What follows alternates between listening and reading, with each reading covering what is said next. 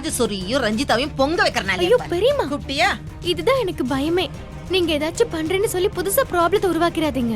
நான் ஏற்கனவே நொந்து போயிருக்கேன். ஐயோ நீ அந்த ஆல்பம் மேட்டரையே நினைச்சிட்டு இருக்க. அதை தூக்கி அப்படியே தூர போட்டுட்டு அடுத்த வேலை என்னன்னு பாரு. நான் வரேன். ஐயோ பெரியம்மா, எங்க ஐயையோ, போறீங்க? என்ன பிள்ளை? உன் சார்பா இந்த ராஜசூரியும் ரஞ்சிதாவையும் கோயில் திருப்பணிக்கு அப்படியே வெல்கம் பண்ணிட்டு வரேன். அதுதானே முறை? ஐயோ பேசாம இருங்க பெரியம்மா, அதெல்லாம் ஒண்ணும் வேண்டாம். இத பார் இந்த அன்னபூர்ணிய பத்தி உனக்கு தெரியுமில்ல? ஒரு தடவை முடிவு பண்ணிட்டா அப்படியே யோசிக்கலாம் மாட்டா. நான் காட்டாத்து வெள்ளம் மாதிரிடி. என்னால யாரும் தடுக்க முடியாது. அப்பாலைக்கு வெள்ளமா பாயும், இப்பாலைக்கு அருவியா கொட்டும் பாரு. ஐயோ பாத்து. சரி விடு.